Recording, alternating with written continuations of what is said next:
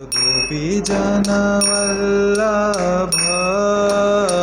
गिरिवरधारी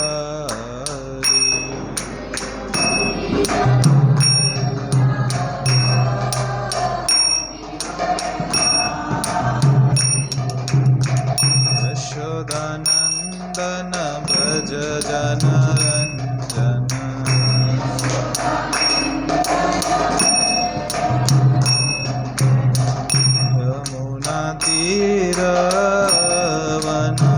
यमुनातीरवनचारी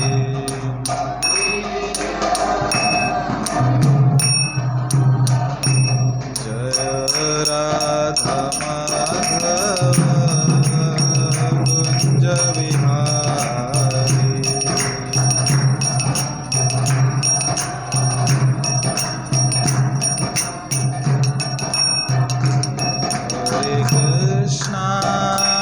हरे कृष्णा कृष्णा कृष्णा हरे हरे हरे राम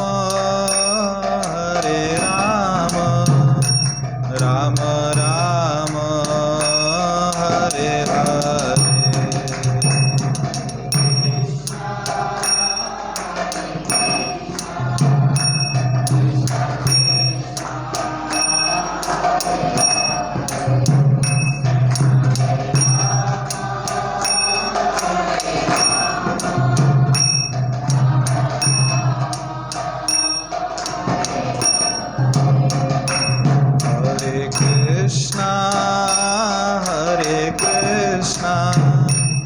कृष्णा कृष्णा हरे हरे हरे राम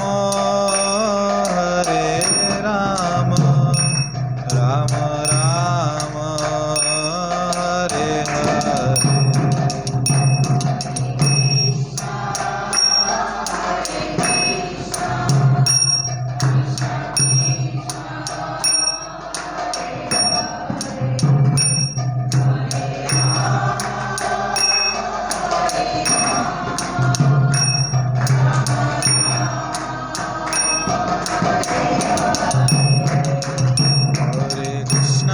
हरे कृष्णा कृष्णा कृष्णा हरे हरे हरे राम राम राम हरे हरे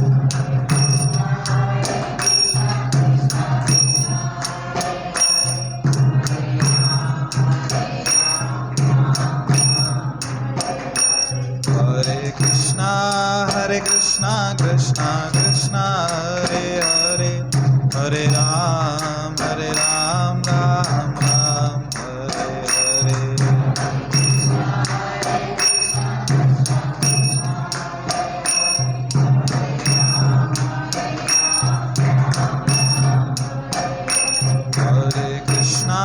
हरे कृष्णा कृष्णा कृष्णा हरे हरे हरे राम राम राम हरे हरे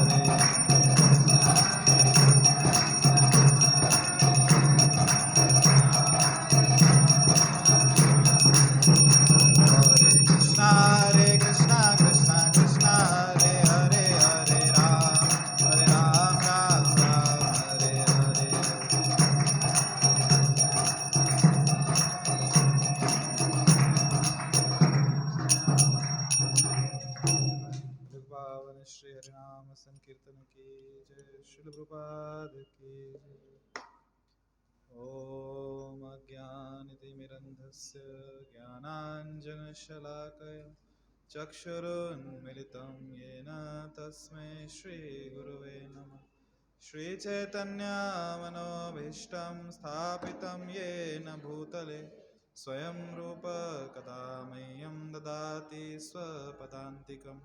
वन्देऽहं श्रीगुरु श्रीयुतापदकमलं श्रीगुरून् वैष्णवांश्च श्रीरूपं साग्रजातां सहगण रघुनाथान्वितं तां सजीवं साद्वैतं सावधूतं परिजनसहितं कृष्णचैतन्यदेवं श्रीराधा कृष्णपादान् सहगण ललिता श्रीविशाखान्वितांश्च नमो विष्णुपादाय कृष्णप्रेष्ठाय भूतले श्रीमते भक्तिवेदांत स्वामिन्निति नामिने।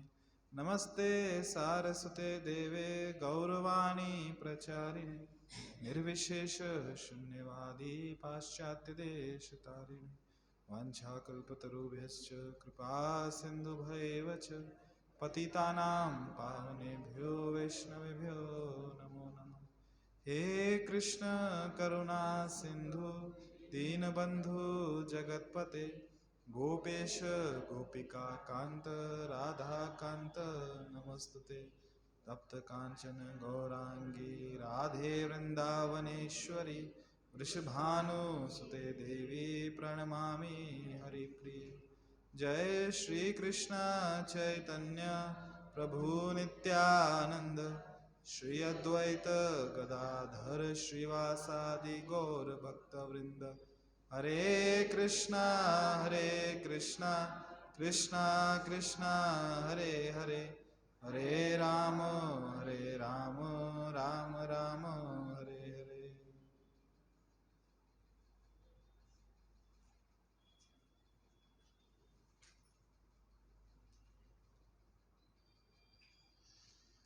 हरे कृष्णा। स्वागत है आप सभी का आज के इस भगवद गीता सत्र में।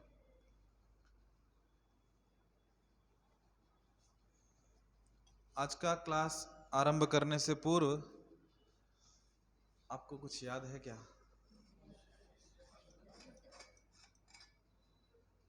याद है? क्या याद है? कुछ याद आ रहा है? क्या याद आ रहा है? होमवर्क गृह कार्य दिया था, किस किस ने किया?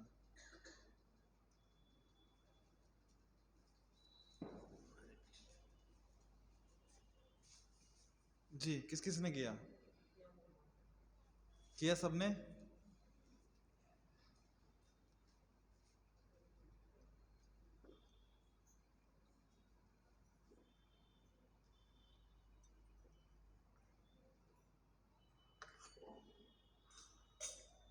जब मैं स्कूल में था ना, सबसे ज्यादा गुस्सा किस विद्यार्थी पे आता जानते हैं? जिसको हमेशा याद रहता था कि टीचर ने होमवर्क दिया है। और सब टीचर क्या थे, सबसे पहले वो चिल्लाता था, टीचर होमवर्क। तूने किया तो चुप रहना, टीचर को याद दिला रहा है। तो जिन्होंने किया अच्छी बात है, बहुत बहुत धन्यवाद। और जिन्होंने नहीं किया, आशा करता हूं अगली बार वो भी करके आएंगे। तो किन भक्तों को मंगलाचरण पूरा याद हो गया है? पहले से है या अभी हो गया, पर मंगलाचरण पूरा याद है? हरे कृष्णा हो गया, ठीक है। आधा किस किस को हुआ है? चलो अगली बार पूरा हो जाएगा। तो हम पढ़ रहे हैं 9वां अध्याय। रथ यात्रा हो जाए ना, 14 दिसंबर को रथ यात्रा है ना, उसके बाद मैं और होमवर्क दूंगा आपको। रथ यात्रा तक नहीं, क्योंकि अभी आपके ऊपर बहुत सारी सेवा पास आपके। रथ यात्रा के बाद 14 दिसंबर को रथ यात्रा है, उसके बाद जो शुक्रवार आएगा 5 दिन बाद 19 दिसंबर को, बराबर फिर हर शुक्रवार को आपके लिए मेरे पास होमवर्क तैयार है। आप तैयार हैं कि पता नहीं, पर मेरे पास होमवर्क तैयार है। फिलहाल मंगलाचरण कीजिए। मंगलाचरण गाने से, मंगलाचरण क्यों गाते जानते हैं? क्यों गाते हैं मंगलाचरण? मंगलाचरण में हम प्रणाम किसको करते हैं? तो जब मंगलाचरण यदि आप देखेंगे तो जो शुरू हुआ है,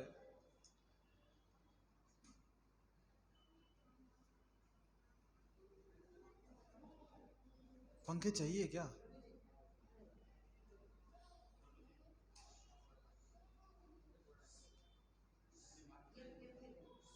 अच्छा, पंखे चाहिए क्या? ये बंद करने हैं? नहीं चाहिए ना? हाँ, मुझे आश्चर्य हुआ देख के कि इतनी गर्मी हो रही है सबको। हाँ, तो मंगलाचरण यदि आप देखेंगे तो प्रथम जो प्रणाम है, तो मंगलाचरण गाया कब जाता है? जब भी किसी,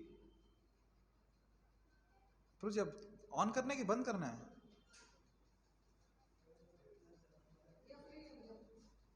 सौरभ क्या चालू करने की बंद करना है?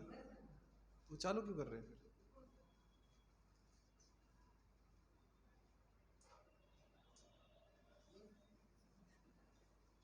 हरे कृष्णा, आप ऑन कर रहे हो, उनको ऑफ करना है।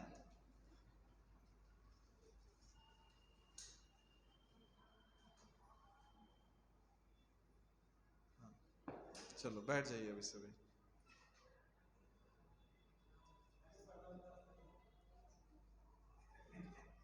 हरे कृष्णा हरे कृष्णा कृष्णा कृष्णा हरे हरे, हरे राम राम राम हरे हरे। मंगलाचरण क्यों गाया जाता है? कथा में जब भी कोई शुभ कार्य करना हो, केवल कथा में ही नहीं, जब भी कोई शुभ कार्य करना है तो उससे पहले मंगलाचरण गाया जाता है, ताकि जो कार्य है वो सफल हो सके, उसमें हमें आशीर्वाद मिले। जब कथा होनी है, भगवत गीता पे हो, श्रीमद् भागवतम पे हो, उससे पहले जब मंगलाचरण गाते हैं तो जो प्रवक्ता है, जो कथावाचक है, उसका मंगलाचरण गाने का उद्देश्य अलग है। जो श्रोतागण है उनका मंगलाचरण गाने का उद्देश्य अलग है। प्रवक्ता इसलिए मंगलाचरण गा रहा है क्योंकि वो जो गुरु शिष्य परंपरा है, ये मंगलाचरण आपने पढ़ा होगा, याद भी किया होगा, तो पूरी गुरु शिष्य परंपरा को प्रणाम है वहां। तो उन आचार्यों से, गुरुजनों से हम प्रार्थना कर रहे हैं कि सही वाक्य दीजिए, सही शब्द दीजिए, जिससे भगवान का संदेश सामने वाले व्यक्ति के, जो सामने श्रोतागण बैठे हैं, उनके हृदय तक पहुंच सके। और जो श्रोतागण हैं, आप लोग मंगलाचरण गा रहे हैं तो इसलिए गा रहे हैं ताकि जो भगवान का संदेश आपके कर्णों में पड़ रहा है ना, कानों में, वो आपके हृदय में उतर सके। तो हम दोनों गुरु परंपरा से याचना कर रहे हैं ताकि जो कथा हो रही है वो सफल हो सके, मेरे कहने से और आपके सुनने से। शुरुआत होती है ओम अज्ञानति मिरंदस्य से। गुरु को प्रणाम है जिन्होंने ज्ञान का अंजन दिया है, अज्ञान हटा दिया है।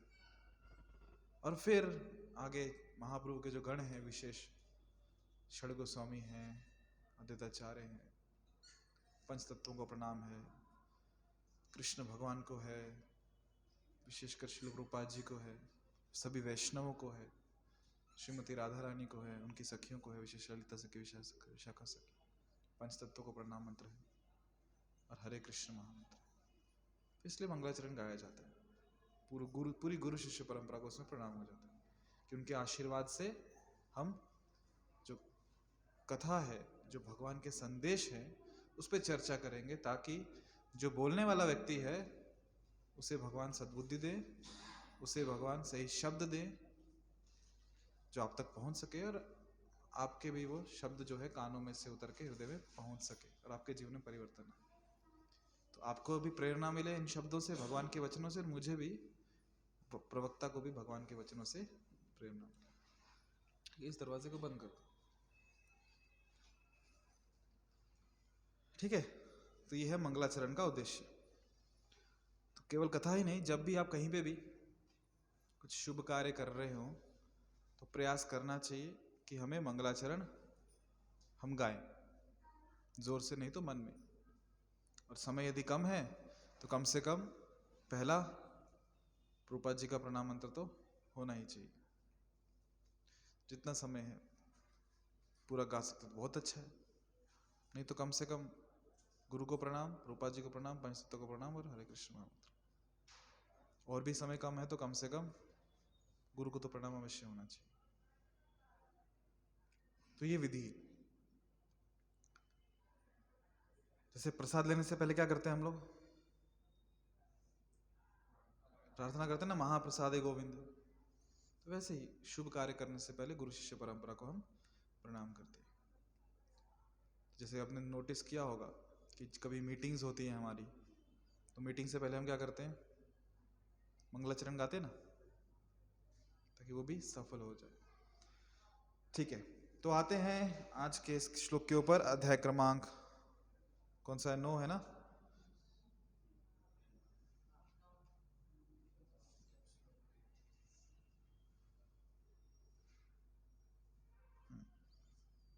अध्याय क्रमांक 9, अध्याय का शीर्षक है परम गुह्य ज्ञान। श्लोक क्रमांक 13।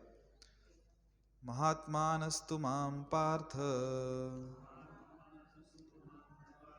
देवीं प्रकृतिमाश्रितः भजन्त्यनन्यमनसो ज्ञात्वा भूतादिम अव्ययम्। अनुवाद: हे पार्थ, मोहमुक्त महात्मा जन दैवी प्रकृति के संरक्षण में रहते हैं। वे पूर्णतः भक्ति में निमग्न रहते हैं, क्योंकि वे मुझे आदि तथा अविनाशी भगवान के रूप में जानते हैं। तात्पर्य श्रील प्रभुपाद जी द्वारा। इस श्लोक में महात्मा का वर्णन हुआ है। महात्मा का सबसे पहला लक्षण यह है कि वह देवी प्रकृति में स्थित रहता है। वह भौतिक प्रकृति के अधीन नहीं होता। और यह होता कैसे है, इसकी व्याख्या 7वें अध्याय में की गई है। जो भगवान श्री कृष्ण की शरण ग्रहण करता है वह तुरंत ही भौतिक प्रकृति के वश से मुक्त हो जाता है। यही वह पात्रता है। ज्यों ही कोई भगवान को शरणागत हो जाता है वह भौतिक प्रकृति के वश से मुक्त हो जाता है। यही मूलभूत सूत्र है। तटस्थ शक्ति होने के कारण जीव ज्यों ही भौतिक प्रकृति के वश से मुक्त होता है त्यों ही वह आध्यात्मिक प्रकृति के निर्देशन में चला जाता है। आध्यात्मिक प्रकृति का निर्देशन ही देवी प्रकृति कहलाती है। इस प्रकार से जब कोई भगवान के शरणागत होता है तो उसे महात्मा पद की प्राप्ति होती है। महात्मा अपने ध्यान को कृष्ण के अतिरिक्त अन्य किसी और नहीं ले जाता, क्योंकि वह भली भांति जानता है कि कृष्ण ही आदि परम पुरुष समस्त कारणों के कारण है। इसमें तनिक भी संदेह नहीं है। ऐसा महात्मा अन्य महात्माओं या शुद्ध भक्तों की संगति से प्रगति करता है। शुद्ध भक्त तो कृष्ण के अन्य स्वरूपों यथा चतुर्भुज महाविष्णु रूप से भी आकृष्ट नहीं होते। वे न तो कृष्ण के अन्य किसी रूप से आकृष्ट होते हैं, न ही देवताओं या मनुष्यों के किसी रूप की परवाह करते हैं। वे कृष्ण भावनामृत में केवल कृष्ण का ध्यान करते हैं। वे कृष्ण भावनामृत में निरंतर भगवान की अविचल सेवा में लगे रहते हैं। हरे कृष्ण। आपको याद है पिछले श्लोक में हमने चर्चा क्या की थी? मोगशा मोग कर्माणा।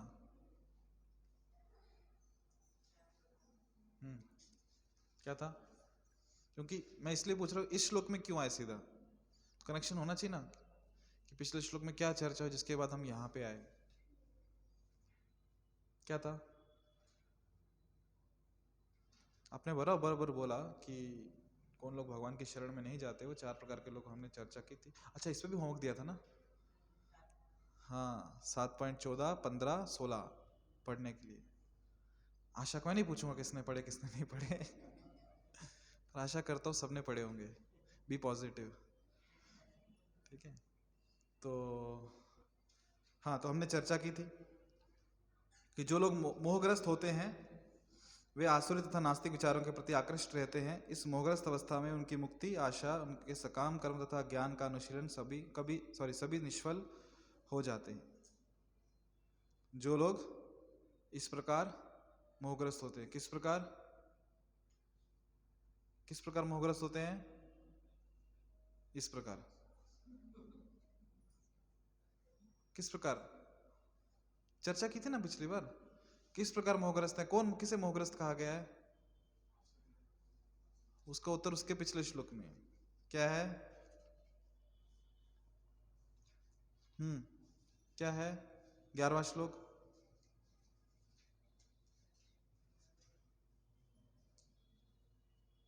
हरे कृष्ण। जिन्होंने बुक्स नहीं लाई,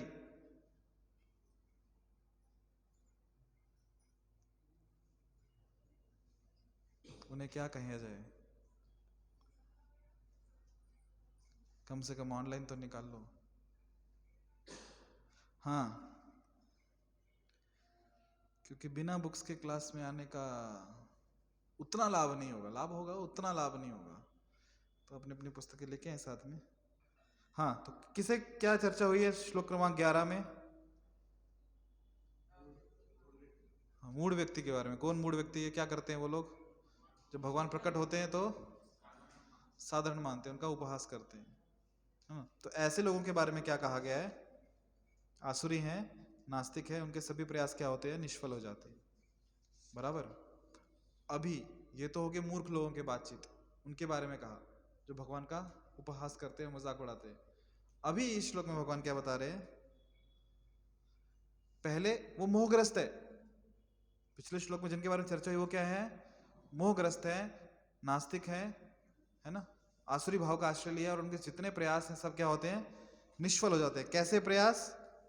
चाहे वो मुक्ति की आशा से हो, सकाम कर्म हो, या ज्ञान का अनुशीलन हो, सब निष्फल है, क्योंकि वो मोहग्रस्त है।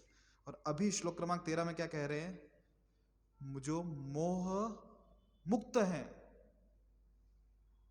पहले वाले को क्या कहा? मोहग्रस्त है, नास्तिक और आसुरी भाव का आश्रय लिया है। अभी कौन है? मोह मुक्त है, ये जिनके बारे में अभी बताएंगे भगवान। मोह मुक्त है, क्या कर रहे हैं ये लोग?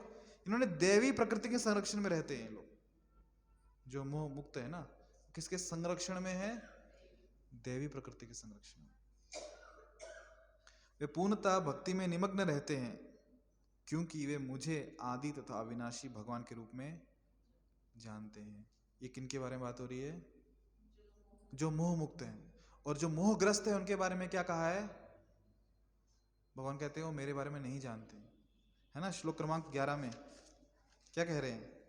वो मेरा उपहास करते हैं, वे मुझे परमेश्वर के दिव्य स्वभाव को नहीं जानते। और श्लोक क्रमांक 13 में क्या कह रहे हैं?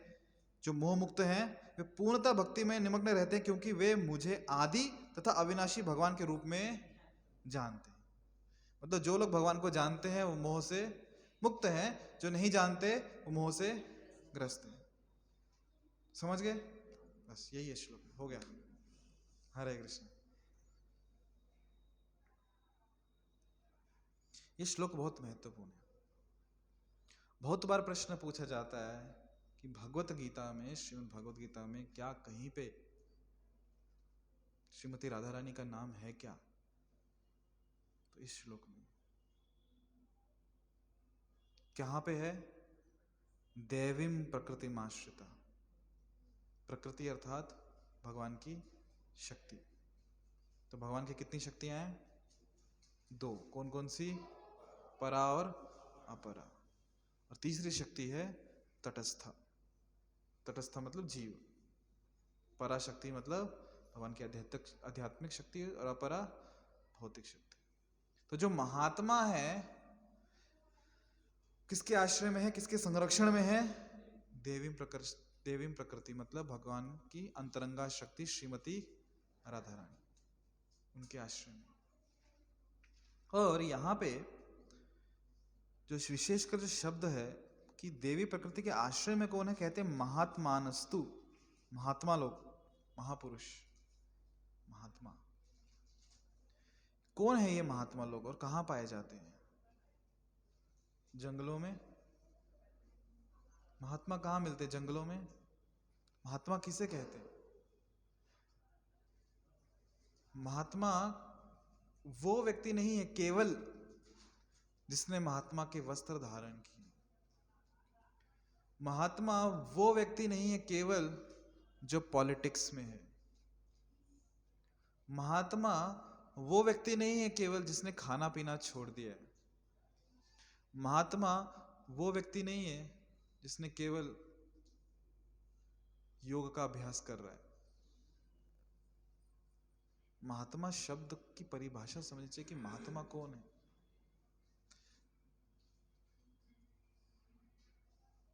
जो आत्मा महान है, देखो महात्मा एक जीव को कहा गया है, भगवान को महात्मा नहीं कहा जाता। कभी कभी कंफ्यूजन हो सकता है कि महात्मा भगवान को कह रहे, नहीं नहीं नहीं, महात्मा एक जीव को ही कहा गया है, भगवान को कभी महात्मा नहीं कहा जाता। भगवान को क्या कहते हैं हम? परमात्मा कहते हैं। महात्मा उस आत्मा को कहा गया जो महान है, और भगवान परमात्मा है, वो महात्मा नहीं। तो महात्मा कौन है?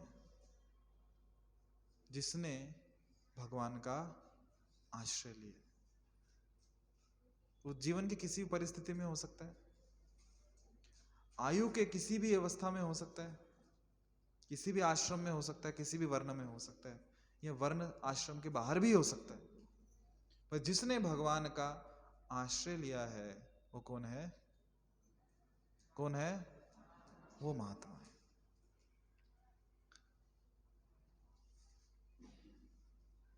अभी आपको शक्ल देख के कैसे पता चलेगा कि ये महात्मा है?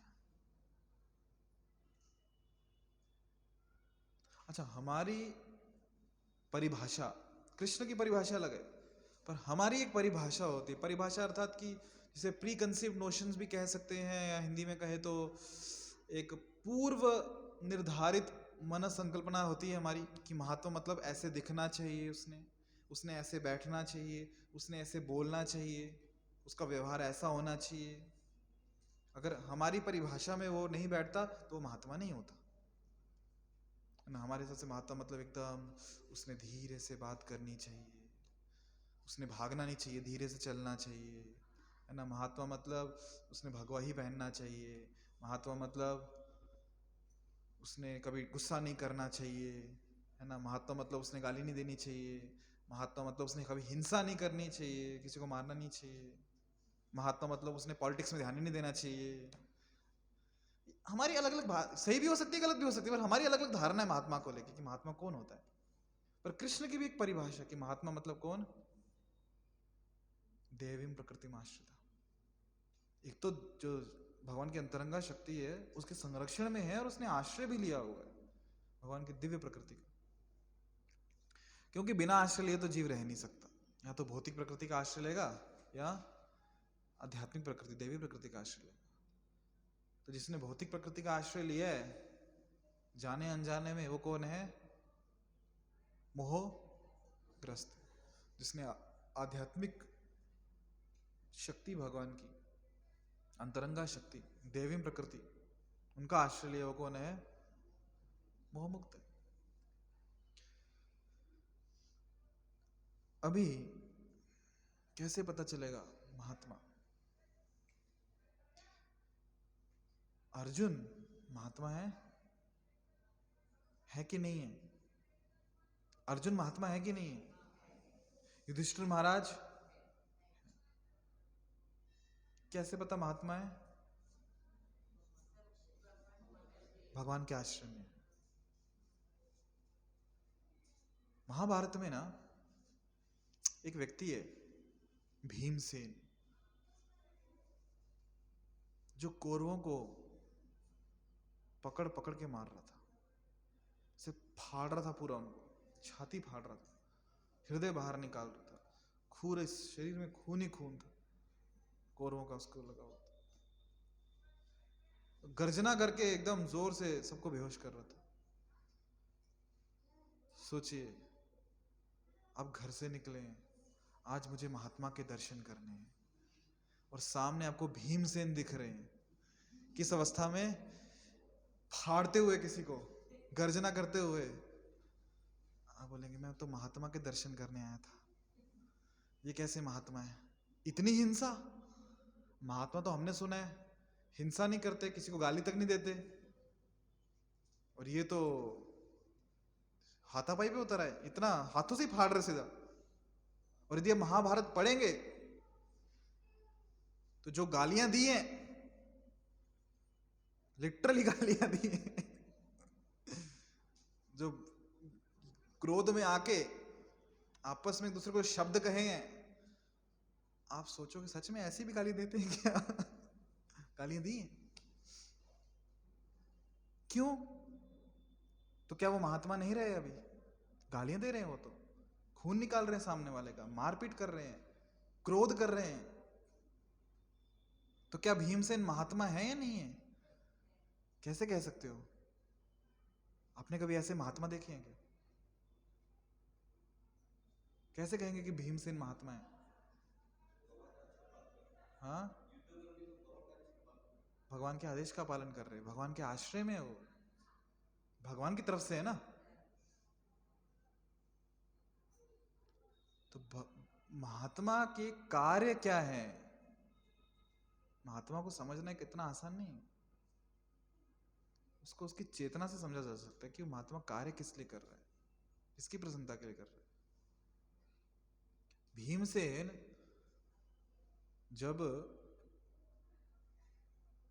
लाक्षागृह से कुंती महारानी और पांडव लाक्षागृह को जलाने का प्रयास किया गया, तो युधिष्ठिर महाराज को लेकर सब वहां से निकल पड़े। तो सब छुप छुप के रह रहे थे एक ब्राह्मण के घर में, एक ब्राह्मण के घर में रह रहे थे। एक चक्र स्थान है, एक चक्रधाम, वहां पे रह रहे थे। और उस गांव में एक असुर रहता था जिसका नाम था बकासुर। और वहां पे बकासुर ने बहुत हड़कंप मचा के रखा था। वो रोज खाता था। क्या खाता था?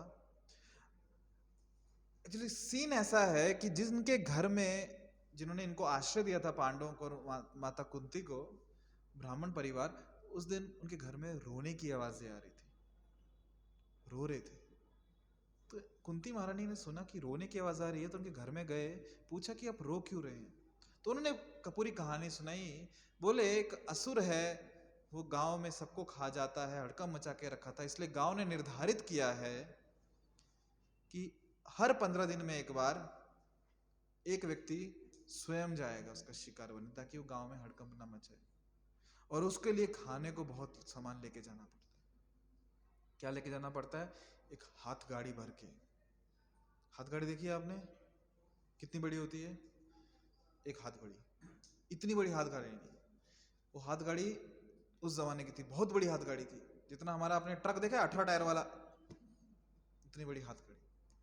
और बकासुर क्या करता था, गांव का नियम था कि इतनी बड़ी हाथ गाड़ी भर के लोडिंग करके पूरा खाना उसके लिए जाता था, और साथ में एक ड्राइवर जाता था। ये बकासुर खाना भी खा जाता था, और खाना खाने के बाद डेजर्ट में, स्वीट में उस ड्राइवर को खाता था जो खाना लेके आया है। उसका ताजा खून, उसका मांस। इंसान का मांस बहुत नरम होता है ना, सॉफ्ट सॉफ्ट। आपको कैसे पता? पता नहीं। तो पहले वो सब खाना खाता था, बाद में जो खाना लेके आया उसको भी खा जाता था। कुंती महारानी ने कहा कि आप चिंता मत करो, हमारा कर्ज है, ऋण है, आपका ऋण है हमारे ऊपर, कि आपने इतना आश्रय दिया है हमें, अभी हमें ऋण चुकता करना चाहते हैं। आपका एक ही पुत्र है, मेरे तो 5 हैं। आप अगर अपने एक पुत्र को भेजोगे तो मर जाएगा, मैं मेरे 5 में से एक भी पुत्र को भेज दूंगी, कोई मरने वाला नहीं है, आप चिंता मत करो। ठीक है, बोल दिया, आ गए। पूरी गाड़ी भरी गई, ब्राह्मण परिवार ने गाड़ी तो भर दी, लेके कौन जाएगा? भीमसेन। भीमसेन देखिए,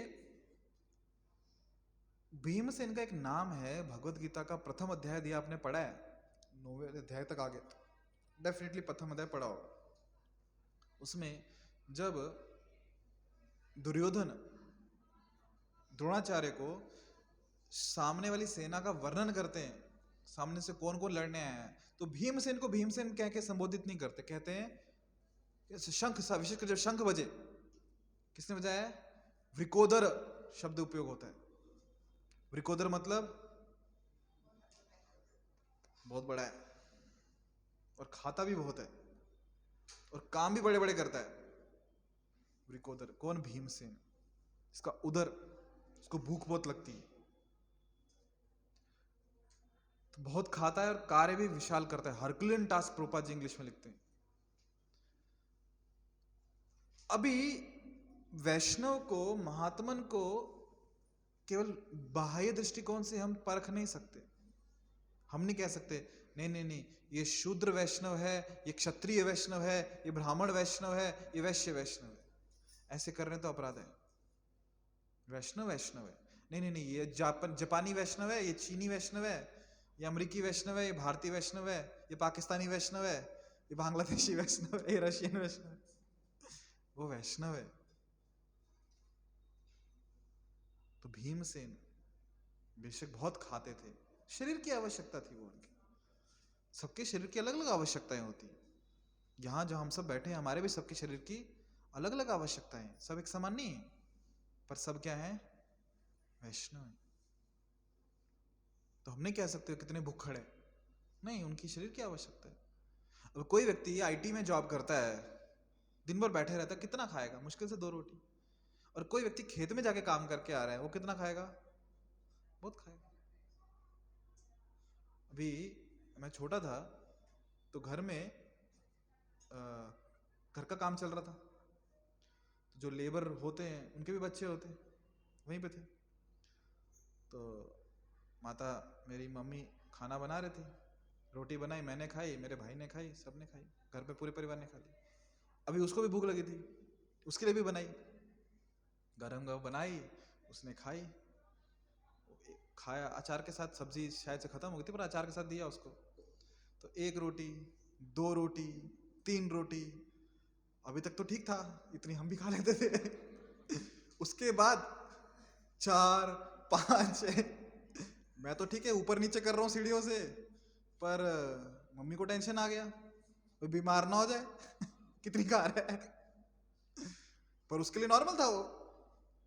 क्यों, उसने काम भी तो उतना करना है ना। तो हमें लग सकता है कि बाबा ये क्या इतना भुक्खड़ पहली बार खाने को मिल रहा है क्या, इसको कभी खाना नहीं खाया क्या इसने, ये पहली बार गरम गरम खा रहा है। नहीं, उसके शरीर की आवश्यकता है वो। बेशक आयु में मुझसे छोटा था, पर खाने में उसने मतलब 3-4 गुना, मैं गिनती भूल गया, बाद गिनना ही छोड़ दिया कितनी खा रहा है। खा भाई, कितनी खानी है खा।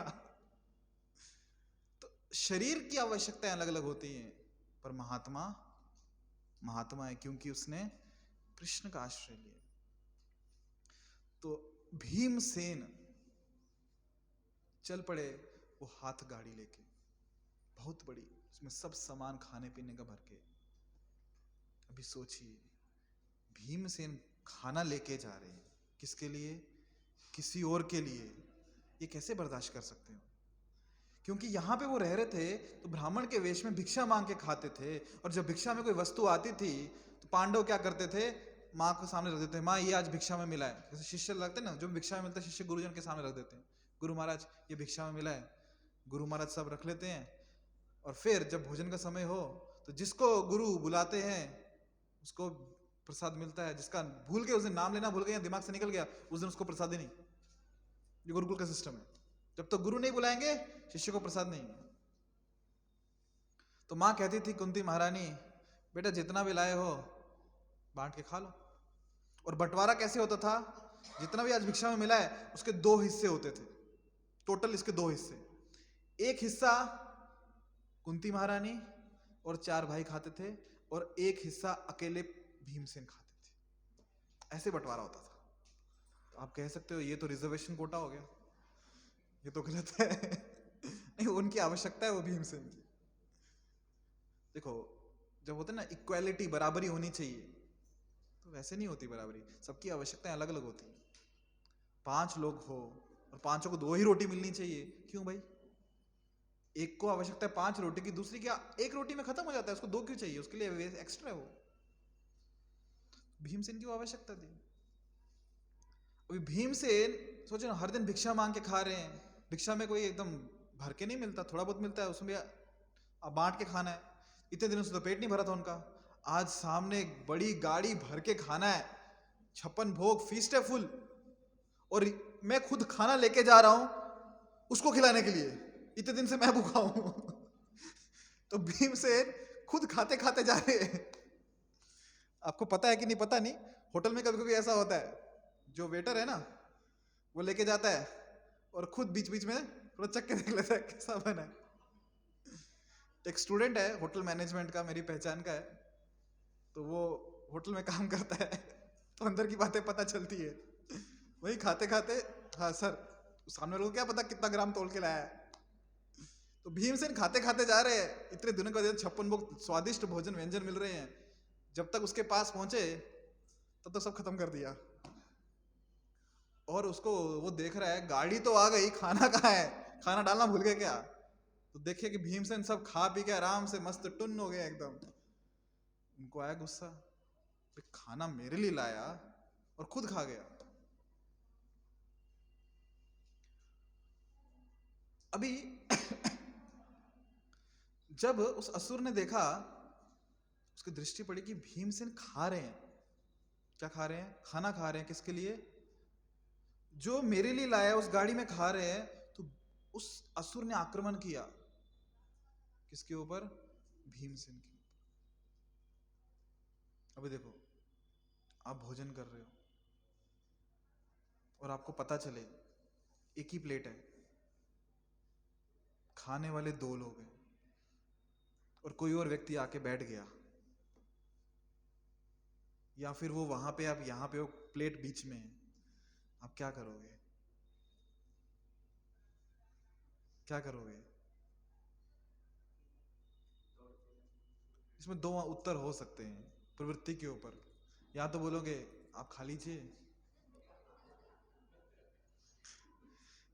या पहले मुझे खाने दीजिए। पर ये असुर था ना, ये कैसे बोलता आप खा लीजिए? तो ये भागा, मेरा हिस्सा छोड़ दो।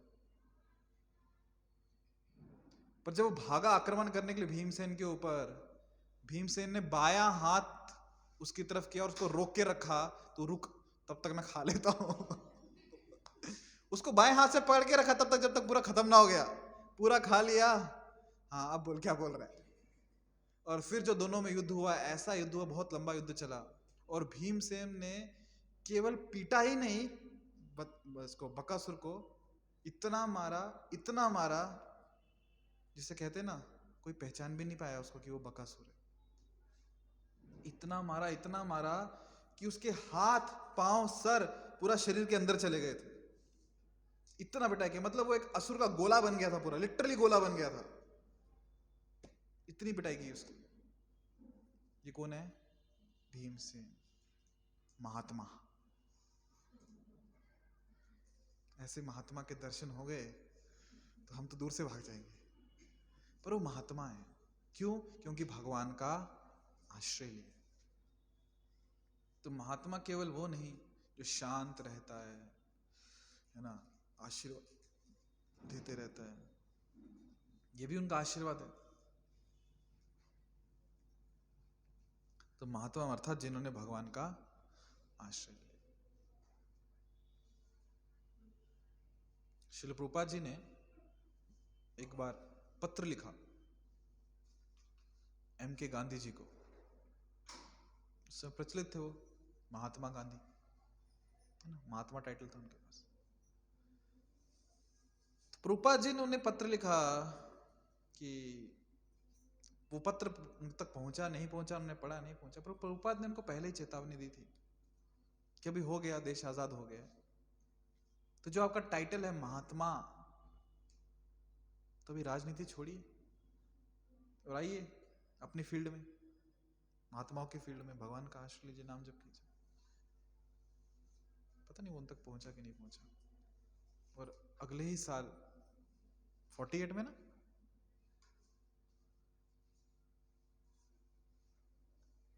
तो कहने का मतलब ये है, महात्मा व्यक्ति कौन है? जिसने भगवान का आश्रय लिए। तो वे पूर्णतः भक्ति में निमग्न रहते क्योंकि वे मुझे आदि तथा अविनाशी भगवान के रूप में जानते हैं।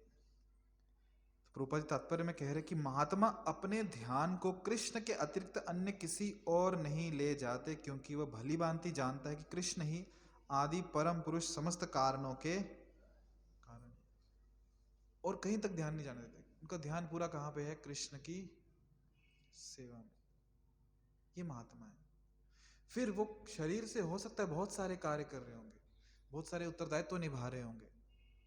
जैसे उदाहरण आता है इनका, कौन है? अपने अम्बरीश महाराज, क्षत्रिय हैं, राज्य कर रहे हैं, और राजा को बहुत सारे ऐसे निर्णय भी लेने पड़ते हैं जो कठोर हृदय के लग सकते हैं। जैसे यदि राजा है और किसी ने कुछ अपराध किया, अपराध मतलब कुछ क्या कह सकते हैं, नियम तोड़े हैं, किसी की हत्या कर दी है, चोरी की है, लूट मार की है, तो राजा को क्या कहते हैं, दंड देने पड़ते, फांसी की भी सजा सुनानी पड़ती है। पर फिर भी वो कौन है? महात्मा है, क्योंकि उन्होंने क्या किया है? भगवान का आश्रय लिया है। संसार में व्यक्ति सबसे ज्यादा किससे डरता है? किससे? यमराज। वो भी महात्मा है, पता है आपको? 12 महाजनों में से एक कौन है? यमराज जी, जो धर्म क्या है जानते हैं, और उनका जो कार्य है कैसा है, उनके कार्य के लिए कोई उन्हें धन्यवाद नहीं देता। ऐसी सेवा उन्हें मिली है। सोचिए ना, आप लोग सेवा करते हैं और सेवा करने के बाद थोड़ी तो कहीं ना कहीं मन में किसी कोने में तो इच्छा रहती है, प्रभु जी सेवा की, कुछ तो हरि बोल तो होना चाहिए, है ना? कम से कम प्रभु जी के कानों तक तो जाना चाहिए सेवा किसने की, हरि बोल नहीं भी हो कि हमने सेवा की, पता तो होना चाहिए, रिकॉग्निशन तो मिलना चाहिए। पर यमराज जी कब से सेवा कर रहे हैं, हम तो फिर भी सेवा करके बोलते हैं प्रभु जी थक लो, आज सेवा नहीं करायची, छुट्टी दिया। सोचिए यमराज जी कभी छुट्टी पे चले गए तो क्या होगा? हाँ, तो फिर जनसंख्या बहुत बढ़ जाएगी नहीं? यमराज जी छुट्टी पे चले गए, पर यमराज जी कभी छुट्टी पे नहीं जाते, सेवा में लगे रहते। उनकी सेवा को कभी धन्यवाद भी नहीं। कोई बोलता है यमराज जी बहुत बढ़िया काम कर रहे हैं, उनके लिए 3 बार हरि बोल हरि बोल हरि बोल, क्या मस्त उठाते हैं सबको बिना बताए। नहीं, लोग प्रार्थना करते कभी यम के दर्शन ना हो, उसके लिए फिर महामृत्युंजय मंत्र, है ना, क्या क्या विधियां करते, अकाल मृत्यु ना हो, यम के दर्शन ना हो, नाम जप करो, सत्यनारायण की पूजा करो। महात्मा के दर्शन करने चाहिए कि नहीं करने चाहिए? महात्माओं के दर्शन करने चाहिए कि नहीं करने चाहिए? यमराज जी महात्मा है कि नहीं है? यमराज जी महात्मा है, पर उनको जो सेवा मिली है ना, वो ऐसी मिली है कि कोई धन्यवाद नहीं करता उनको। और जो सबसे डिफिकल्ट सेवा होती है ना, वो कभी भी ऐसे व्यक्ति को दी जाती है जो विश्वसनीय हो, जो पता है कुछ गड़बड़ नहीं करेगा। जैसे आपको अपना पीए किसी को बनाना हो, पीए जानते हैं ना, पर्सनल असिस्टेंट या सेक्रेटरी बनाना हो, तो किस व्यक्ति को बनाएंगे? आपको आपकी कंपनी का अकाउंट्स किसी को हैंड ओवर करना है, जो अकाउंट्स देखे किस व्यक्ति को देंगे? जिसको पूरा विश्वास है कि ये दिन रात मेहनत करके एक एक पाई का हिसाब रखेगा। तो इतनी बड़ी सेवा किसी को देनी है तो अवश्य ऐसे व्यक्ति को दी जाएगी जो बहुत भगवान के करीबी है, नजदीक का है, कोई महात्मा है, भगवान का विश्वासु पात्र है। तो बेशक यमराज जी पूरे नरक की व्यवस्था देखते हैं, लोगों को स्वर्ग नरक भेजते हैं, पर यमराज जी नरक में नहीं रहते हैं। जिस जगह रहते हैं ना, वो किसी स्वर्ग से कम नहीं है। और यमराज जी हमेशा भगवान श्री हरि के ध्यान में रहते हैं, उनके स्मरण करते हुए रहते हैं, भक्त हैं। जब हम कथा सुनते हैं श्रीमद् भागवतम के 6ठे स्कंद में, अजामिल को लेने के लिए 3 यमदूत आए थे, जिनको 3 विष्णु दूतों ने भगा दिया। तो यमदूतों को बहुत आश्चर्य हुआ। क्यों आश्चर्य हुआ? कि हमें तो लगता था कि हमारे मृत्यु के देवता यमराज सबसे बड़े हैं, शक्तिशाली हैं, ये कौन है उनसे श्रेष्ठ जो इसने हमें भगा दिया। तो ये यमदूत 3 यमराज जी के पास जाते हैं, उनका फ्रस्ट्रेशन लेके, उनका गुस्सा लेके, कि आपसे ऊपर भी कोई है क्या, हमको लगा आप ही सब कुछ हो। तो यमराज जी बताते हैं कि मैं क्या, ब्रह्मा, शिव, इंद्र, सूर्य, हम सबसे परे एक व्यक्ति है विष्णु, और ये उनके दूत थे। और चेतावनी देते हैं भविष्य में जो विष्णु के भक्त हैं, जो महात्मा हैं, वो जिस दिशा में भी होंगे ना, वहां जाना तो दूर, उस दिशा में देखना भी मत, नहीं तो ऐसी पिटाई होगी जैसे अभी खा के आए हो।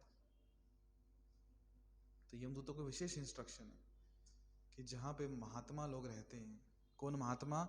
जिन्होंने श्री हरि के चरणों का आश्रय लिया है, जिन्होंने भगवान के नामों का आश्रय लिया है, उस दिशा में देखना भी नहीं। तो इसलिए बहुत आवश्यक है कि हम भगवान का आश्रय लें, उनके हरि नाम का आश्रय लें। तो जिसने आश्रय लिया है वो महात्मा है। फिर वो किसी भी आश्रम में हो सकता है, किसी वर्ण में हो सकता है, स्त्री हो सकता है, पुरुष हो सकता है, बच्चा हो सकता है, बच्ची हो सकता है, वृद्ध हो सकता है, जॉब वाला हो सकता है, बिजनेस वाला भी हो सकता है, चपरासी भी हो सकता है, मालिक भी हो सकता है, महात्मा है। हमारे N1 के मंदिर में प्रभु जी आते, मालिक है, कार में आते, उनका ड्राइवर उनको लेके आता है, दोनों महात्मा। जब कीर्तन होता है दोनों साथ में नाचते हैं, गाड़ी का मालिक भी और गाड़ी का ड्राइवर भी। ये सुंदरता है, कोई ऊंच नीच का भेदभाव नहीं है। दोनों कौन है? महात्मा है। क्यों महात्मा है? क्योंकि दोनों ने भगवान का आश्रय लिया है, साथ में बैठ के प्रसाद ले रहे हैं, साथ में कीर्तन में नाच रहे हैं, हरि बोल हरि बोल, और गाड़ी में बैठते कि जी जनाब कहाँ जाना है। पर दोनों कौन है? महात्मा है। वहां भेदभाव नहीं कर सकते, नहीं ये तो ड्राइवर है, ये तो कंपनी का मालिक है। हाँ, कंपनी में वो ड्राइवर है, कंपनी का मालिक है, पर मंदिर में आने के बाद दोनों भक्त है, महात्मा है दोनों। वहां पे महात्मा है, पर कहने का तात्पर्य कि महात्मा केवल कौन है? जिसने भगवान का आश्रय लिया है, वो महात्मा। और महात्मा कृष्ण के अतिरिक्त अन्य किसी और उसका ध्यान नहीं लेके जाता, इसमें तनिक भी संदेह नहीं। ऐसा महात्मा अन्य महात्माओं या शुद्ध भक्तों की संगति से प्रगति करता है। शुद्ध भक्त तो कृष्ण के अन्य स्वरूपों यथा चतुर्भुज महाविष्णु रूप से भी आकृष्ट नहीं होते। ये तो और स्तर ऊंचा कर दिया प्रभुपाद जी। मतलब कृष्ण के अलावा अन्य किसी का ध्यान नहीं करता। यहां तक कि जो विष्णु है ना, कृष्ण का ही स्वरूप है ना, चतुर्भुज नारायण कृष्ण का ही स्वरूप है, बोले उनकी भी ध्यान नहीं करता, वो केवल कृष्ण का ही ध्यान करता है। प्रश्न आ सकता है ऐसे कैसे कर दिया भेदभाव? विष्णु अभी तो बोल रहे दोनों महात्मा अमीर गरीब भक्तों में भेदभाव नहीं कर रहे, भगवान ने भेदभाव कर दिया, डाल दी फूट, ये विष्णु वाले, ये कृष्ण वाले, ये राम वाले। नहीं, सब एक ही, कृष्ण भी वही है, राम भी वही है, विष्णु भी वही है, उनका ही स्वरूप है। पर फिर भी जो शुद्ध भक्त है वो कृष्ण के अन्य स्वरूपों जैसे कि चतुर्भुज महाविष्णु रूप से भी आकृष्ट नहीं होता। ऐसा नहीं कि उनसे द्वेष कर रहा है या उन्हें प्रणाम नहीं करेगा, नहीं, डेफिनेटली प्रणाम करेंगे उन्हें, पर जो होता है ना एक स्वाभाविक आकर्षण, वो कृष्ण से ही। और ब्रज में ये आपको देखने को मिलेगा जब आप जाओगे भगवत धाम। क्या देखने को मिलेगा? या फिर जब श्रीमद् भागवतम के पन्नों से देखोगे तो लीलाएं आती हैं कि ब्रज में जब ब्रजवासियों को महाविष्णु की दर्शन भी होते हैं ना, तो उन्हें प्रणाम करते हैं, डेफिनेटली झुकते भी हैं उनके सामने, पर उनको यही पूछते हैं कि आपने कृष्ण को देखा? कृष्ण कहाँ गए? क्योंकि लीला आती है कि एक बार सखियां और विशेषकर श्रीमती राधा रानी सब कृष्ण को ढूंढ रहे थे, कृष्ण अभी तो यहां थे, कहां चले गए? तो कृष्ण एक पेड़ के पीछे जाके छुप गए। अब पेड़ के पीछे छुप गए तो श्रीमती, अभी ब्रज में, वृंदावन में, मतलब आध्यात्मिक जगत में कोई वस्तु मृत नहीं होती, उसमें चेतना होती है, और चेतना होती तो वो बोल भी सकता है। तो पेड़ के पीछे छुपे थे, श्रीमती राधा रानी ने वृक्ष को पूछा कि आपने कृष्ण को देखा है? जैसे यदि आप कोई स्मरण होगा या आपने पढ़ा होगा, सुना होगा, रामायण में जब रावण मैया सीता को उठा के लेके जाता है तो प्रभु श्री राम सबको पूछते हैं क्या सीता को देखा? पशुओं को पूछते हैं, नदी को पूछते हैं, वृक्षों को भी पूछते हैं क्या सीता को देखा? क्यों पूछते हैं? क्योंकि वृक्ष भी चेतना है, बता सकते हैं। तो वैसे ही श्रीमती राधा रानी पूछ रही हैं वृक्ष को, क्या आपने कृष्ण को देखा? और कृष्ण को उस पेड़ ने देखा था, क्योंकि कृष्ण वहीं पेड़ के पीछे छुपे थे। अभी कृष्ण ने तो बोला था बोलना नहीं, पर सामने से पूछ कौन रहा है? श्रीमती राधा रानी। वे सुनू किसकी? तो पेड़ ने बोल दिया इधर ही है। अभी जब पेड़ ने राज खोल दिया तो तुरंत कृष्ण पकड़े जाएंगे, तुरंत महाविष्णु के चतुर्भुज रूप धारण कर लिया नारायण का। और श्रीमती राधा रानी ने जब देखा चतुर्भुज नारायण को तो प्रणाम किया, नारायण है साक्षात। और क्या पूछते इनको, आपने कृष्ण को देखा है?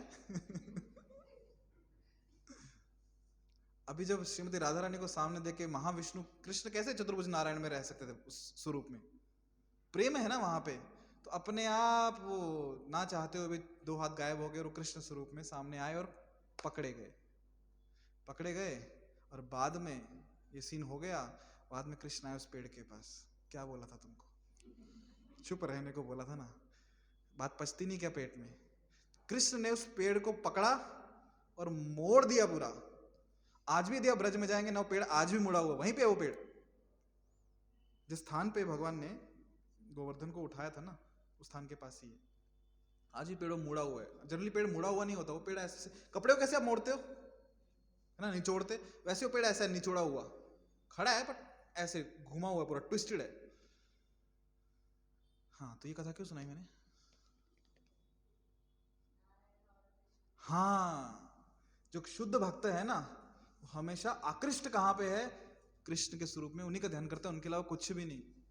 ये मैं इसलिए बता रहा हूं कि वो चतुर्भुज नारायण जो स्वयं कृष्ण है, उनका भी ध्यान नहीं करता, केवल कृष्ण का ध्यान करता है। तो भौतिक जगत के बारे में तो कहां से बात ही, प्रश्न ही खत्म हो जाता है। फिर भौतिक कामनाओं का तो प्रश्न ही खत्म हो जाता है।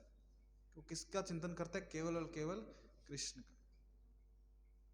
कृष्ण का चिंतन करना मतलब केवल नाम जप नहीं, नाम जप में डेफिनेटली कृष्ण का चिंतन होता है, नाम जप भी करना, कृष्ण की सेवा भी करना, कृष्ण का प्रसाद लेना। तो जो भी कार्य कर रहे हैं उसका संबंध कृष्ण से होना चाहिए, उससे कृष्ण का स्मरण होना चाहिए। ऐसे जो लोग हैं ना, वो कौन है? कौन है? महात्मा। ये महात्मा का अर्थ है, ठीक है।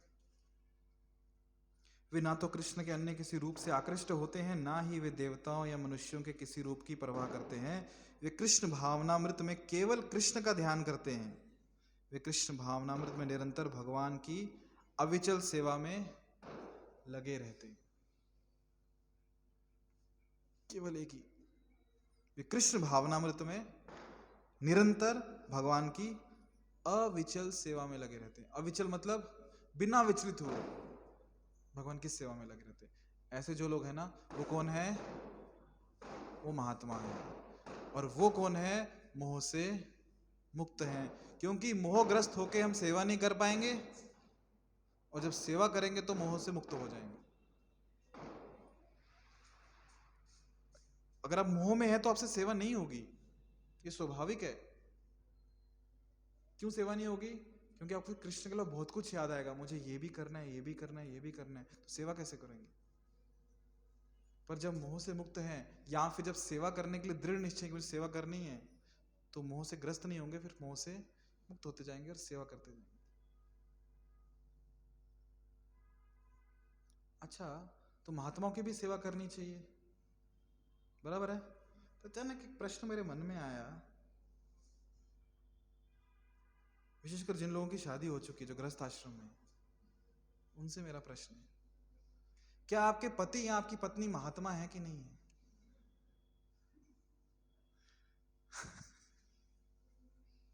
उत्तर मत दो।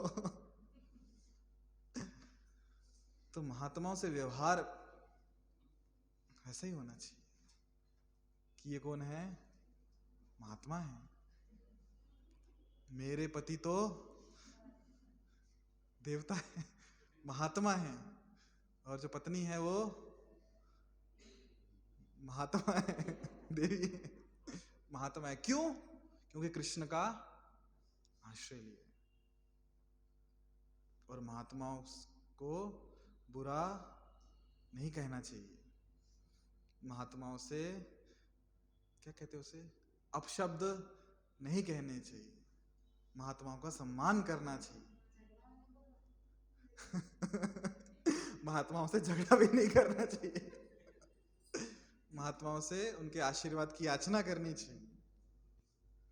तो एक गृहस्थ आश्रम में नहीं, झगड़ा होने के बाद याद नहीं रहता कि ये महात्मा है, बात बराबर है। पर जो क्या कहते हैं उन्हें, अर्धांगिनी जो पत्नी है, उन्हें ये स्मरण रखना चाहिए, सोचना चाहिए कि जो मेरे पति हैं ये कौन है? कृष्ण के दास हैं। तो मेरे कौन हुए? कौन हुए? स्वामी हुए ना, कृष्ण के दास है ना, मेरे थोड़ी हैं। हम तो बोल देते हैं कुछ भी, जैसे अपने दास हो, पर किसके दास हैं? कृष्ण के दास। जैसे उदाहरण दूं क्या यहाँ पे किसी को लेके, ज्यादा पर्सनल हो जाएगा, छोड़ दो। कृष्ण दास हैं, भगवान के दास हैं हमारे स्वामी, और कृष्ण के भक्त हैं, तो मुझे सेवा करनी चाहिए उनकी। क्यों? क्यों? कृष्ण को बहुत प्रिय है व्यक्ति। और वैसे पति को सोचना चाहिए कि जो मेरी पत्नी है ये कृष्ण की दासी है, कृष्ण को बहुत प्रिय है, तो मुझे इनका ध्यान रखना चाहिए, दोनों तरफ से। तो इससे क्या होगा? गृहस्थ आश्रम में दो महात्माओं के बीच झगड़े नहीं होंगे, दो महात्माओं के बीच मन मुटाव नहीं होंगे। हाँ, दो महात्माओं में विचार भेद हो सकते हैं, विचारों में भेद हो सकता है, क्योंकि अलग अलग जीवात्मा है ना, भगवान ने सबको एक यूनिकनेस दी है। पर विचारों में भेद होने का अर्थ ये नहीं है कि आपस में मन मुटाव हो। जैसे उदाहरण के लिए श्रील प्रभुपाद जी शिष्य हैं, उनमें आपस में विचार भेद होते थे कि मुझे ये सेवा करनी है या ये सेवा करनी है, ये सेवा नहीं, ये सेवा होनी चाहिए, पर आपस में झगड़े नहीं होते थे। ये महात्माओं के लक्षण है। महात्माओं में विचार हो सकता है कि कृष्ण को आज किस रंग में श्रृंगार किया जाए, पीले में या सफेद में।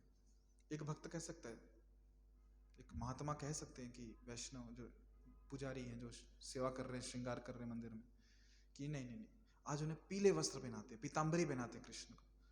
दूसरे कह सकते हैं नहीं नहीं नहीं, आज उनको गुलाबी पहनाते हैं। तीसरा कह सकते हैं नहीं ना, उनको नीले रंग का पहनाते हैं। तो ये क्या विचारों में भेद है, स्वाभाविक है, उसमें कुछ गलत नहीं है। पर महात्मा में झगड़ा नहीं होना चाहिए। नहीं, पीला मतलब पीला, नीला मतलब नीला, सफेद मतलब सफेद, गुलाबी मतलब गुलाबी। ठीक है, इस बार पीला कर लेते हैं, अगली बार गुलाबी कर लेंगे, उसके अगली बार नीला कर लेंगे। कृष्ण कहाँ भाग के जा रहे हैं और हम कहाँ भाग के जा रहे हैं? नहीं तो तीनों का मिक्स कर लेते, तिरंगा बना लेते हैं। पगड़ी पहना देंगे नीली, उत्तरी पहना देंगे पीला, और नीचा गुलाबी कर देंगे। पर सब कौन है? महात्मा। अच्छा, अभी घर में आपके बच्चे भी होंगे, तो वो कौन है?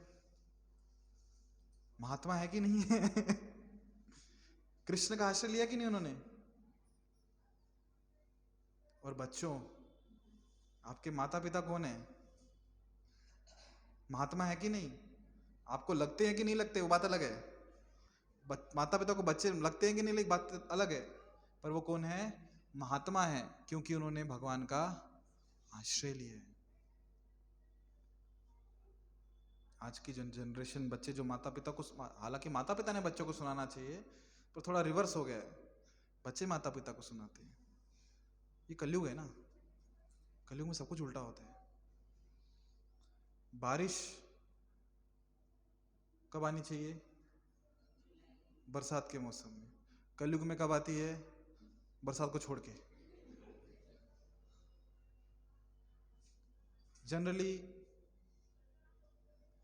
ऐसी परंपरा है कि माता पिता कहते हैं, बच्चे सुनते हैं। कलयुग में उल्टा होता है, बच्चे कहते हैं, माता पिता सुनते हैं। पानी कहां से बहता है? ऊपर से बहता है। कुएं में पानी पिया होगा ना, ऊपर से पानी बहता है, नीचे से पीते हैं। कलयुग में उल्टा होता है। आज यदि आप किसी मॉल में एयरपोर्ट पे जाओगे ना, पानी नीचे से आता है, ऊपर से पीना पड़ता है। सब उल्टा है।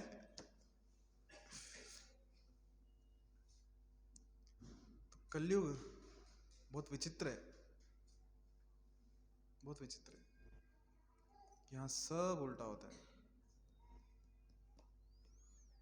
तो हम कहां थे? महात्मा। तो बच्चे कौन है?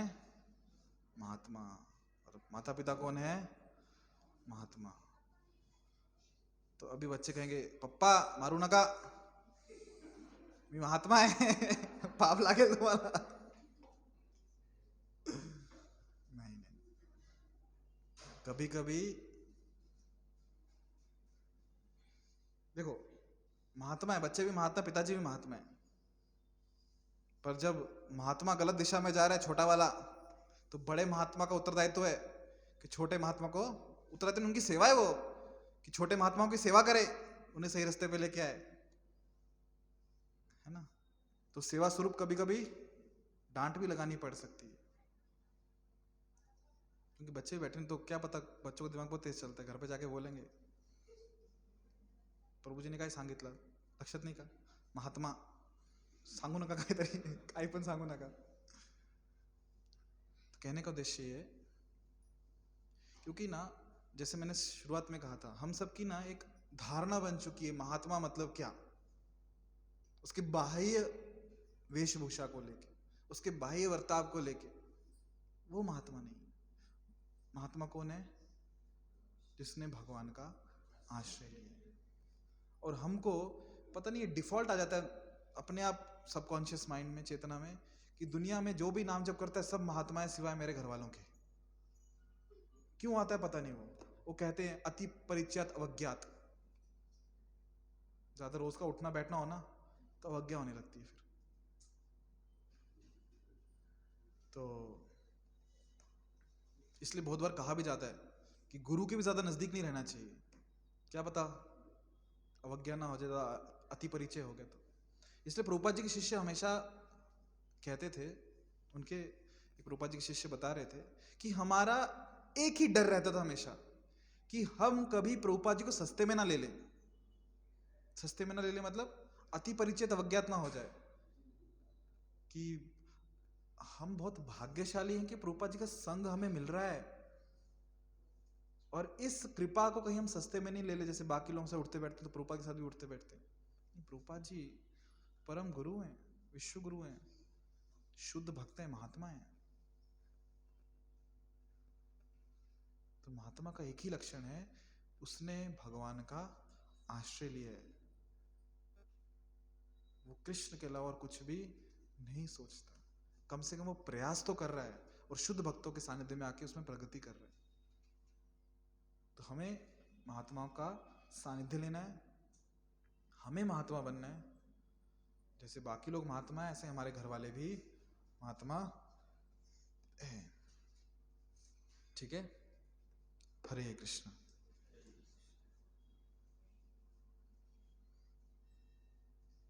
तो ये एक प्लस पॉइंट है। हम महात्मा बन जाएंगे ना, भगवान का आश्रय लेंगे ना, तो हमेशा भगवान की अंतरंगा शक्ति श्रीमती राधा रानी के संरक्षण में रहेंगे। बहुत बड़ी बात है। स्वयं श्रीमती राधा रानी हमें Z+ सिक्योरिटी दे रही है। और सिक्योरिटी मतलब ये नहीं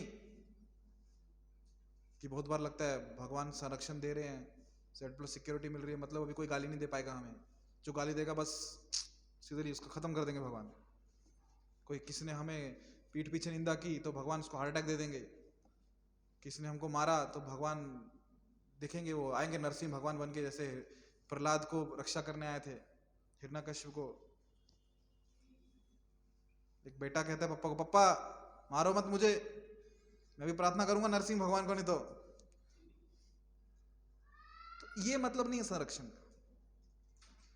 संरक्षण का मतलब ये भी नहीं है कि हमारी मृत्यु नहीं होगी, एक्सीडेंट नहीं होगा, बीमारियां नहीं होंगी, डेथ नहीं होगी, चोट नहीं लगेगी। नहीं, अगर आवश्यकता है तो भगवान वो भी संरक्षण प्रदान करेंगे, पर संरक्षण का विशेष अर्थ ये है कि भगवान हमारी चेतना की रक्षा करेंगे, कि हम हमेशा उनके नामों का, उनके चरणों का आश्रय लेते रहे। ये संरक्षण बहुत आवश्यक है, क्योंकि शरीर तो एक दिन वैसे भी जाना ही है। कब तक संरक्षण करेंगे उसका, और करके भी क्या करेंगे? भौतिक शरीर है, शाप है वो तो अच्छा एक दिन छूटे और हम भगवान के धाम में जाएं। तो संरक्षण का मतलब ये है, किसकी रक्षा हो रही है? चेतना की रक्षा हो रही है। कि हम कुछ चेतना की, कि जिस चेतना में हम भगवान का आश्रय ले रहे हैं, उनके चरणों का, उनके नामों के माध्यम से, इस चेतना की रक्षा होनी चाहिए, बहुत आवश्यक है। एक मैं पढ़ रहा था कि एक माता जी विदेश की, उनका एक्सीडेंट हो गया, एम्बुलेंस आई, उन्हें उठा के लेके गई कहाँ पे, कार से निकाला, जिस कार में एक्सीडेंट हो गया, एम्बुलेंस आई, उनको कार से निकाला और एम्बुलेंस में भर रहे हैं। मतलब इतना बुरा एक्सीडेंट हो गया था कि बचने के चांसेस नहीं थे। आखिरी क्षण थे, उनको एम्बुलेंस में लेटाया, और माता जी के मुख से मरते मरते भी एक ही वाक्य निकला, जो उनको एम्बुलेंस, जो लोग थे ना एम्बुलेंस में उठाए, उनको एक चीज बोली, मेरा बीड बैग देना। कहाँ पे है? कार में, बैग में, मेरा बीड बैग देना। लास्ट मतलब व्यक्ति मर रहा है और क्या याद आ रहा है? मेरा बीड बैग देना, नाम जप की माला। तो उन लोगों ने गाड़ी में गए, उसमें से बीड बैग निकाला, उनके हाथ में दिया, उन्होंने माला हाथ में ली, और जप करते करते चलो। तो भगवान ने शरीर की रक्षा की क्या? तो कंप्लेन कर सकते हैं, ऐसे कैसे भगवान ने शरीर की रक्षा की नहीं की? ठीक है, आज रक्षा कर लेते हैं भगवान, पर अगले साल, 10 साल बाद, 20 साल बाद, 50 साल, कभी तो जाते हैं, जाना फिक्स है। कृष्ण कहते हैं ना गीता में, ध्रुवम जन्म मृतस्य च, जैसे जन्म ध्रुव है, जो भी पैदा हुआ इसका मृत्यु दृढ़ है। ध्रुव मतलब फिक्स है। पर भगवान ने रक्षा की किसकी? चेतना की। अंत काले च मामेव स्मरण मुक्त्वा कलेव, कि अंत समय मेरा स्मरण करेगा, मैं लेके जाऊंगा। तो माता जी को अंत समय में वही याद आया, मुझे नाम जप करना है, मेरा बीड़ बैग दे दो। मरणासन अवस्था में भी कैसे याद आया? जीवन भर अभ्यास किया है ना, इसलिए स्मरण आया। तो ये महात्मा के लक्षण, कि किसी भी परिस्थिति में कृष्ण के अलावा ध्यान कहीं भी नहीं जाता, और वो तभी होगा जब जीवन भर अभ्यास करेंगे, प्रगति पथ पर हैं हम लोग। ठीक है, हरे कृष्ण। तो ये है देवीम प्रकृतिम आश्रित, भगवान रक्षा करते हैं। ये सिक्योरिटी मिल गई ना, संसार में कोई सिक्योरिटी नहीं चाहिए, बाकी सब वैसे भी छोड़ के जाने, ये सबसे महत्वपूर्ण। हरे कृष्ण। तो यहां रुकते हैं। कुछ प्रश्न किसी के मन में, कुछ पूछना है, कहना है, कुछ बताना है? नहीं? बहुत बहुत धन्यवाद। श्रीमद् भगवद गीता की जय, श्रील प्रभुपाद की जय। हरे कृष्ण।